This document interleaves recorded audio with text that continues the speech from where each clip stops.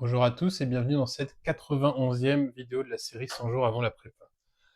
Alors si vous connaissez pas cette série de vidéos, il est encore temps de s'y mettre. Il vous reste 10 jours, vous pouvez, disons, être assez efficace pendant 10 jours et parcourir les vidéos les plus importantes qui se trouvent surtout au début de la série. Après, n'hésitez pas à regarder les différents thèmes. Pour tous ceux qui ont suivi jusqu'ici, je vais aborder un point assez important sur les matrices, qui est le lien entre les matrices et les systèmes d'équations. Alors, imaginez un système d'équations à deux inconnus. Il y a une façon matricielle d'écrire ce système. Et en fait, une façon, enfin, comment dire? Cette façon va s'étendre évidemment à n inconnus, mais à partir du moment où vous avez un système linéaire, donc un système linéaire, c'est-à-dire vous avez un coefficient fois votre inconnu, plus un coefficient fois votre inconnu, et cetera. Vous n'avez pas de terme en 1 sur x, pas de terme en x, y. Eh bien, ce système-là, vous allez pouvoir l'écrire sous forme de matrice à l'aide d'un produit matriciel. Et en l'occurrence, ça va s'exprimer de manière très simple et très intuitive, pardon. Les inconnus, vous allez les mettre dans un vecteur colonne. Donc ici, on va mettre x, y. Et la matrice qui va représenter le système, en fait, c'est extrêmement simple, c'est simplement la matrice des coefficients. Donc je prends la matrice, alors c'est les coefficients qui concernent les variables, c'est-à-dire que le c et le f, pour l'instant, ça ne nous concerne pas.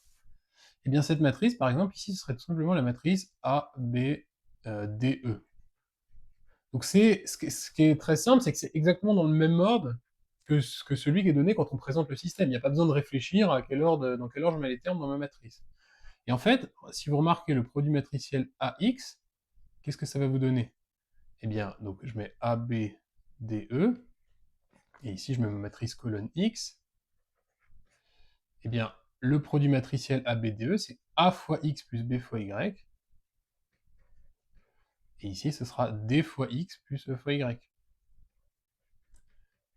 Donc en fait, déjà, le produit matriciel, c'est ce qu'on a à gauche. Donc il suffit maintenant d'introduire une nouvelle matrice B, qui va être ce qu'on a à la fin, CF. Et en fait, le système, il est équivalent à l'écriture AX. Enfin, si vous voulez, le système, il est équivalent à dire AX plus BY. Enfin, au lieu de mettre les accolades, je peux écrire ça sous forme de matrice, ça marche très bien aussi. Et donc ce système, d'un point de vue matriciel, il est équivalent à écrire A fois X est égal à B. Et pourquoi c'est intéressant? Parce que nous, ce qu'on cherche, c'est X. Et est-ce qu'on n'aurait pas une manière de passer le A de l'autre côté? Eh bien si, cette manière s'appelle l'inversion de matrice. Eh bien, donc là, si A est inversible, évidemment, si A est inversible, hein, vous pouvez pas le faire sinon, hein. Si A est inversible, il suffit de faire A-1 à droite et à gauche. Là, j'aurai A-1 fois A, ça fait l'identité, ça disparaît. Donc j'ai X égale à A-1 fois B. Donc, c'est quand même assez intéressant. Si j'écris de façon matricielle mon système, que je sais inverser ma matrice, ce que je sais faire là pour l'instant, d'après les vidéos précédentes, en cas 2 fois 2 et cas 3 fois 3, je peux calculer, je peux déterminer directement la solution d'un système. Donc ça veut dire qu'en pratique, maintenant, vous savez déterminer un système de 3 équations à 3 inconnus, il suffit d'écrire la matrice, l'inverser et faire le calcul. Alors, en fait, en pratique, c'est pas forcément toujours le cas qu'on utilisera, mais on sait qu'on peut le faire. Bon, je vais le faire dans un cas simple, n égale à 2, donc ça, normalement, il n'y a pas de problème. La méthode de résolution des systèmes, vous la connaissez, mais c'est plus pour vous convaincre qu'en fait, on peut le faire aussi grâce aux matrices. Donc je prends ce système-là, je définis la matrice des coefficients qui correspondent, donc A, ce serait 2, 3, 1, moins 7. Mon inconnu x, ce serait le vecteur colonne xy, enfin la matrice colonne, pardon, qui représente le vecteur xy, et mon b, ce serait 5 et 4. Donc, en fait, l'idée, c'est que j'aimerais bien inverser la matrice A. Comment est-ce que j'inverse une matrice? Je calcule son déterminant. Donc le déterminant de A, c'est 2 fois moins 7, moins 1 fois 3. Donc ça fait moins 14, moins 3, ça fait moins 17. Et maintenant, rappelez-vous, il faut calculer la comatrice. Comment est-ce qu'on calcule une comatrice?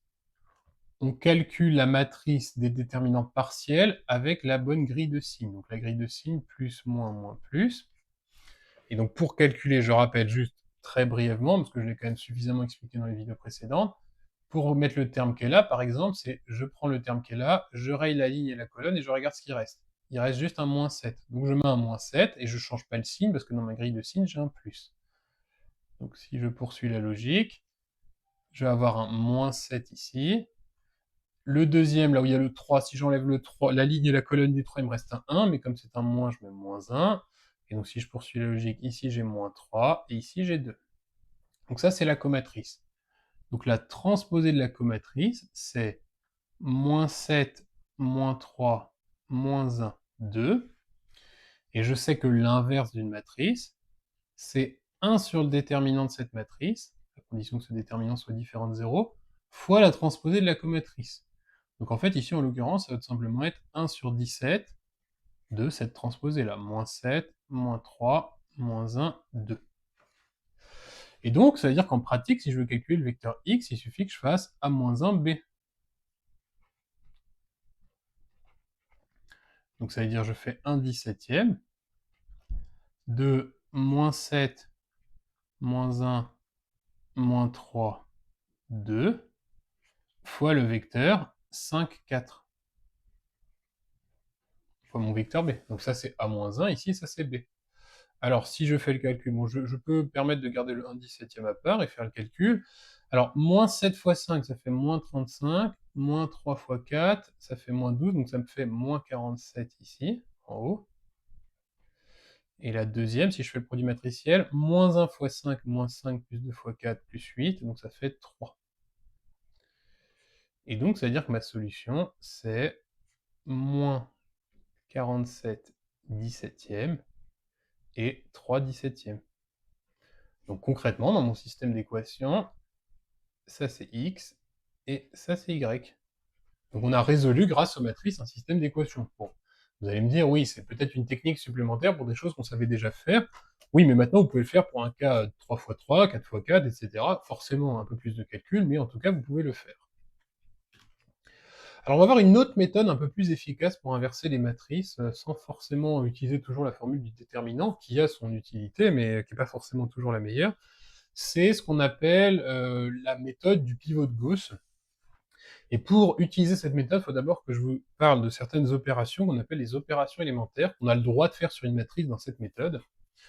Il y a 3 opérations élémentaires. Si vous avez une matrice, vous pouvez ajouter à une ligne un multiple d'une autre. Donc par exemple, imaginez là si je transforme cette matrice, et à la ligne 1, je la remplace par la ligne 1 plus un multiple d'une autre, donc moins la ligne 2 par exemple. Bah, ça va me donner une nouvelle matrice. En l'occurrence, ça me donnera la matrice 0, 2, 2, 0, 2, 2. Les deux autres lignes ne changent pas, 1, 0, 1, 3, 0, 1.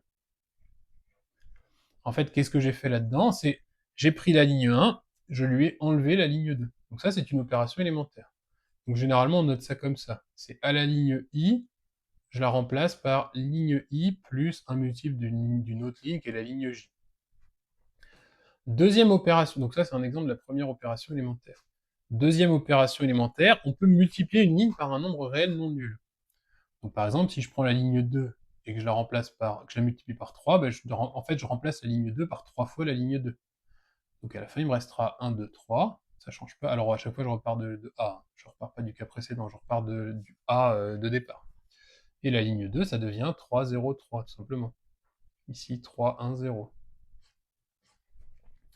Troisième opération élémentaire. Alors l'opération élémentaire, en règle générale, on la note LI, qui est transformée en alpha fois LI. Alors évidemment, il faut mettre le bon I et le bon alpha.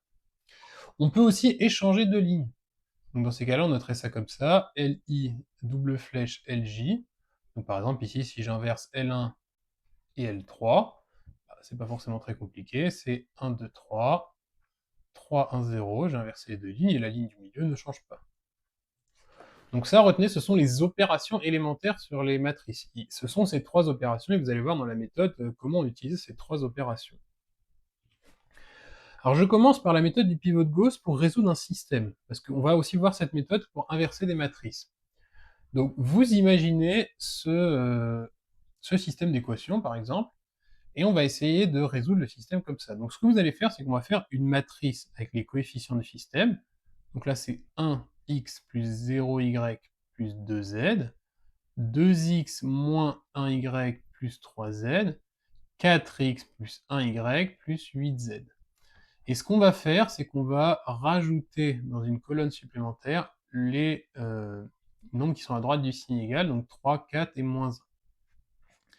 Et en fait, l'idée de cette méthode du pivot de Gauss, c'est de se débrouiller déjà pour avoir un 1 dans la diagonale, en haut à droite. D'accord? Donc là, en l'occurrence, ça marche bien, j'ai un 1. Alors si j'ai pas de 1, qu'est-ce que je fais? Eh bien, j'ai le droit de faire des opérations élémentaires. Donc en fait, si j'ai pas de 1, ce que je peux faire, c'est en pratique aller chercher un 1 ailleurs en échangeant les lignes.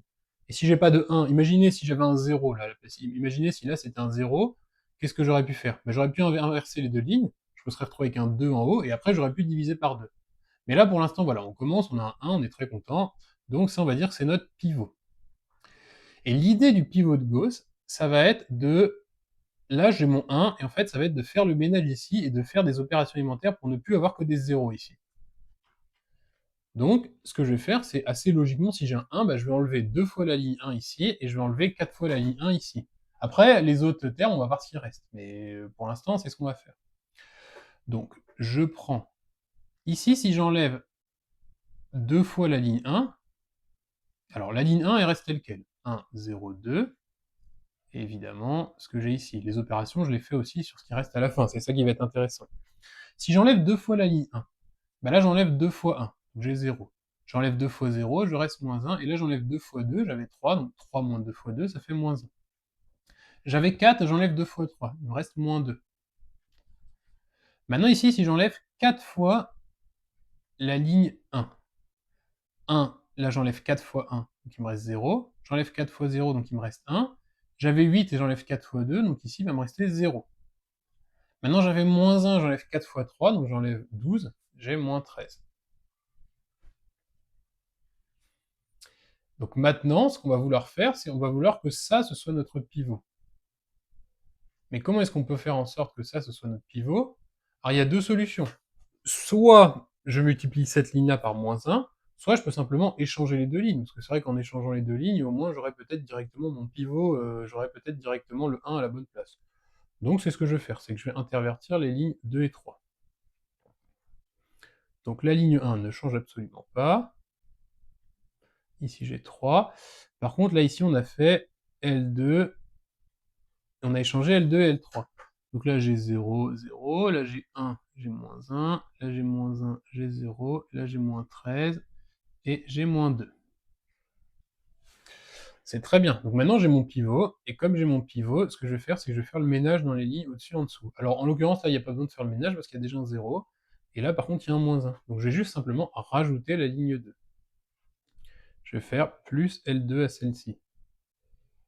Alors, si je fais... Donc les lignes 1 et 2, elles ne bougent pas. 1, 0, 2, 0, 1, 0. Et ici, 0, moins 1. Alors attention, oui, non, justement pas celle-là. 3, moins 13. Si j'ajoute la ligne 2, bah là j'ai 0 plus 0, ça fait 0. 1, moins 1, j'ajoute 1, ça fait 0. Et moins 1, j'ajoute 0, ça fait moins 1. Et ici, j'avais moins 2, j'ajoute moins 13, ça fait moins 15. Donc déjà, première chose. Et en fait, quand est-ce qu'on s'arrête dans le pivot de Gauss? Eh bien, on s'arrête quand on a quelque chose de triangulaire, c'est-à-dire quand il n'y a plus que des zéros ici, en dessous de la diagonale. Pourquoi? Parce qu'en fait, là, je vais réécrire un système équivalent, et en fait, ce système va être extrêmement simple à résoudre. Le système qui correspond à cette matrice-là, eh bien, vous imaginez bien, vous avez les coefficients. Là, c'est x plus 2z égale à 3, y égale à moins 13, et moins z égale à moins 15. Bon, en l'occurrence, il est assez simple parce qu'il y a des zéros ici, là et là. Mais quand bien même il y aurait eu autre chose, des 7, des 8, des choses comme ça, mais en fait, ça aurait été très simple parce que, en ayant quelque chose de triangulaire, donc que des zéros ici, déjà, la dernière variable, je suis sûr de la trouver parce que j'ai plus qu'une inconnue dans la dernière équation. Donc en fait, généralement, ce système-là, on va le trouver en disant, regardez, là j'ai z égale à 15, y égale à moins 13, et donc si x plus 2z égale à 3, c'est-à-dire que x est égal à 3 moins 2z, donc 3 moins 30, c'est-à-dire moins 27. Donc ça, c'est ce qu'on appelle la méthode du pivot de Gauss pour les systèmes d'équations. Donc je rappelle le principe, vous partez de en haut à gauche, s'il y a un 1, c'est très bien, s'il y a un nombre non nul, vous divisez la ligne par ce nombre pour avoir un 1. S'il n'y a pas de 1, dans ces cas-là, vous allez chercher un autre 1 ailleurs dans les colonnes en échangeant en échangeant les lignes, ou alors en échangeant puis en divisant par le nombre. Mais il faut toujours vous débrouiller pour faire des opérations élémentaires pour avoir un 1. Et donc une fois qu'on a un 1, dans ces cas-là, on fait le ménage en dessous, en ajoutant, en enlevant, juste de sorte à avoir que des zéros. Et ensuite, une fois qu'on a fait le ménage dans la première colonne, on fait la même chose. Alors ce qui est important, c'est de toujours nettoyer, entre guillemets, ce qui est en dessous du pivot. Donc là, c'est ces lignes-là qu'il faut nettoyer, entre guillemets, là, c'est cette ligne-là qu'il faut nettoyer, entre guillemets. C'est pas forcément nécessaire de nettoyer celles qui sont au-dessus, ça le sera dans le cas des inversions de matrice, mais dans le cas des systèmes, c'est pas forcément très grave, étant donné qu'à la fin, le but, c'est de se retrouver avec juste la dernière variable, que des zéros, un coefficient, et la dernière variable, comme ça on la trouve directement. Et ça, c'est la méthode du pivot de Gauss. Maintenant, on va voir le pivot de Gauss pour l'inversion des matrices. Alors, j'ai repris la même matrice de coefficients que précédemment, mais cette fois-ci, avec les matrices, c'est un petit peu plus délicat, parce que pour le coup, quand on fait le ménage, entre guillemets, avec un pivot, il faut le faire dans toute la ligne. Il ne faut pas spécialement le faire juste en dessous, il faut le faire au-dessus et en dessous. Donc ça peut être un peu plus compliqué. Mais on va y arriver très bien. Ce qu'on fait dans la méthode du pivot de Gauss, c'est que cette fois-ci, on ne met pas le résultat, enfin disons, parce que là, ce qui est intéressant dans la méthode du pivot, c'est qu'on collait, on avait la matrice des coefficients, mais on collait en plus la matrice de tout ce qui était à droite du signe égal. Et bien là, on va faire les choses un petit peu différemment, on va mettre la matrice identité ici. Donc vous imaginez qu'ici, on va mettre la matrice identité.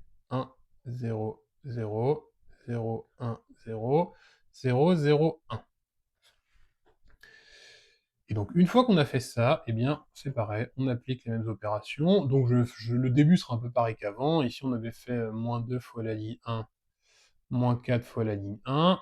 C'est juste que cette fois-ci, les opérations, on va pas les faire avec notre vecteur particulier, on va les faire avec l'identité. Donc ici, alors ça, je vais un peu vite là-dessus, parce qu'on avait exactement la même chose avant. 1, 0, 2. C'était 0, moins 1, moins 1. Et ici, c'était 0, 1, 0. Par contre, avec l'identité, si je fais... Alors, la première ligne ne change pas, mais si je fais moins 2 fois la première ligne, je vais me retrouver avec un moins 2 ici. Moins 2, 1, 0. Ici, je vais me retrouver avec un moins 4. Moins 4, 0, 1. Si maintenant je fais l'échange entre les deux lignes comme j'avais fait précédemment, donc L2 qui s'échange avec L3, eh bien, alors j'ai toujours 1, 0, 2.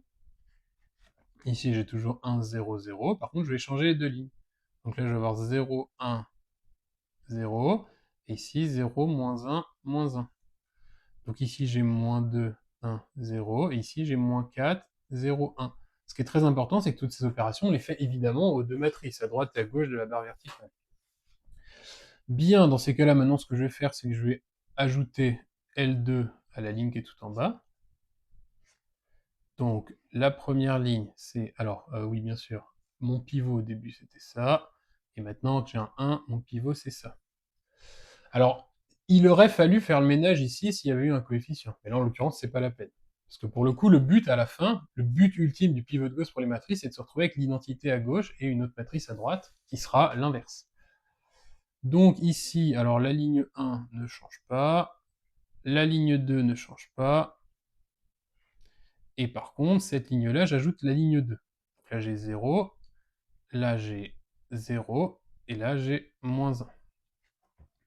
Donc je fais la même opération à droite, moins 4, 0, 1, sauf qu'ici, j'ajoute la ligne 2, donc moins 2 et moins 4, ça fait moins 6, 0 et 1, ça fait 1, et 1 et 0, ça fait 1.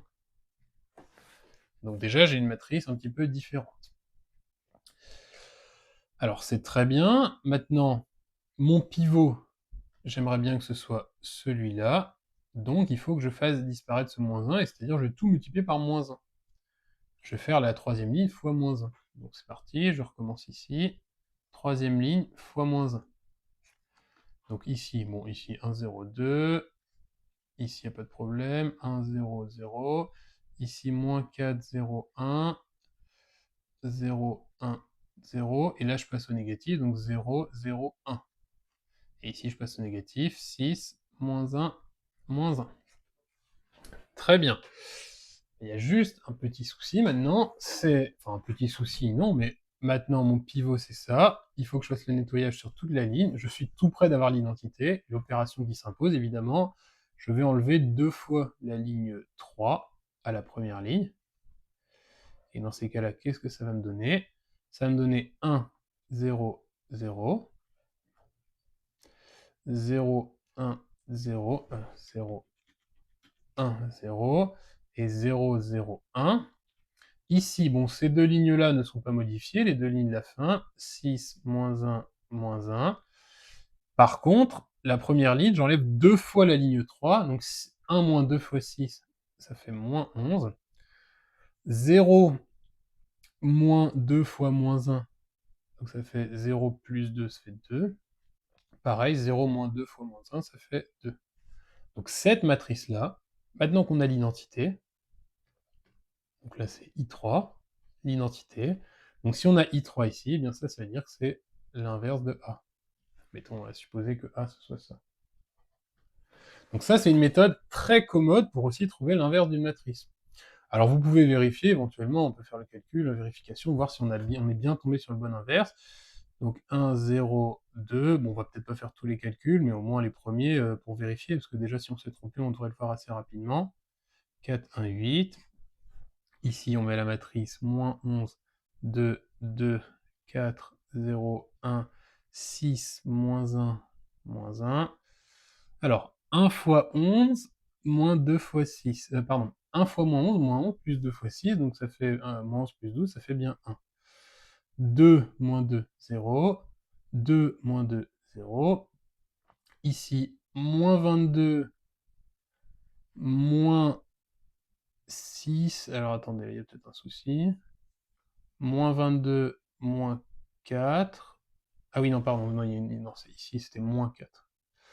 Moins 22, plus 4, plus 18, ça fait bien 0. 4, moins 3, 1. Ici, 4, moins 1, moins 3, 0. Alors ici, faire attention. Moins 44, moins 4, donc moins 48, plus 6 fois 8, plus 48, 0. 8, moins 8, 0. 8, plus 1, moins 8, 1. On a fini par faire tous les calculs, et on a bien trouvé l'inverse de notre matrice. Donc vous voyez, c'est quand même une technique assez intéressante.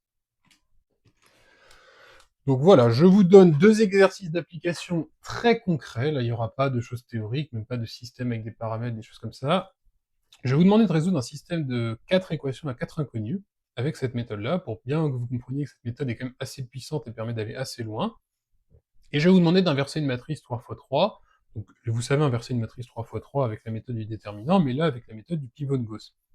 On est vraiment dans des cas assez pratiques, et justement, c'est intéressant qu'avant la prépa, vous fassiez un petit peu la main sur les concepts vraiment basiques, sur ces méthodes-là, pour qu'ensuite, si vous allez un peu plus profondément dans la théorie, qu'au moins, vous ne passiez pas votre temps à bloquer sur les méthodes d'application élémentaires.